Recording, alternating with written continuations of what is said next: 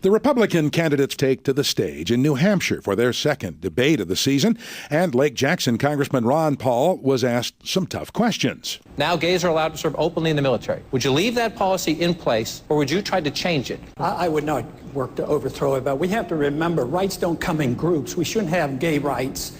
Rights come as individuals. Congressman Ron Paul is joining us live right now to talk more about last night's debate and much more. Good morning, Congressman. Good morning. Nice to be with you. Thank you. This is your third bid for the White House. Based on your past presidential debates and coming off one term of Barack Obama, how would you gauge the audience reaction to what you and the others had to say last night?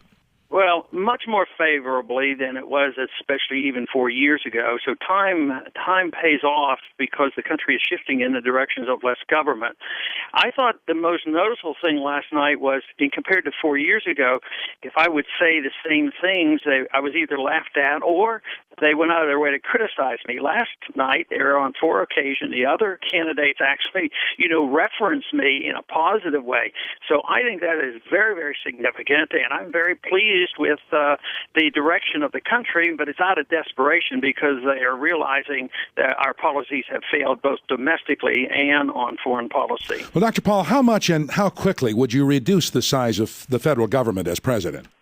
As quick as you can, because if you continue to do this and you have a bankruptcy through the runaway inflation and the destruction of the currency, it goes overnight. It can go within a week. Just think about what happens in countries like Mexico when they have runaway inflation.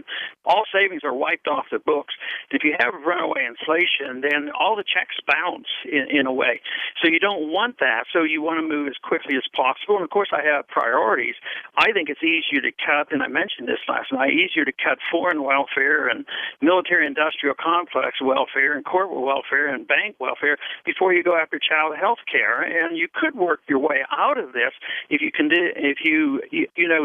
produced an environment for businesses willing to invest again. But so far, we have done all the wrong things in the last 3 years, and that's why we're continuing with this very, very bad recession, now a depression for many people. Now, in the debate, you also said that you would tell those generals, start pulling out of Afghanistan. Do you think that's really a sustainable position among the Republicans who often think we need to be more involved in the world?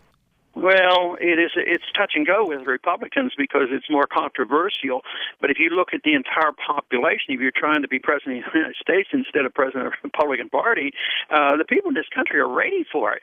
I mean, when you talk about bombing infrastructure and rebuilding it in Afghanistan and Iraq versus our own infrastructure that we should be dealing with, I can't imagine less than 90% of the people agreeing with that, because once you propose that, they get excited. Yeah, that makes sense. So I think the people are waking up, and it's mainly a financial thing. For me, it's a philosophic thing. It's a principle thing, not for us to be involved in internal affairs of other countries.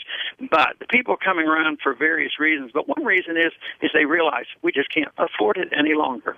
Well, in the debate, and just a moment ago, you reiterated that cutting money from all types of foreign spending, including military interventions, would be one way to help prop up Medicare. How would you handle those who have paid into the Medicare system all their lives and are already on Medicare or approaching retirement? Well, you try to work your way out of it. Right now, and I mentioned this last night, that the average couple pays in $140,000 over a lifetime, and they get more than three times that much out of it. So it's unsustainable. It is going to go broke. So what you have to do is try to tide people over and get as many people self-reliant as possible with these medical savings accounts, assuming responsibility for themselves. But it's no easy chore, because right now prices are going up, doctors are dropping out, the corporations are still making big bucks. Under the current system, you can't do it. You have to change it. But like I say, if you did have priorities, I'd cut the Department of Education, Department of Energy. They don't do us any good. You could cut billions of dollars there and actually, try to work our way out of the problems with both Social Security and Medicare. Congressman Ron Paul, thanks so much for talking with us. Looking forward to the next debate.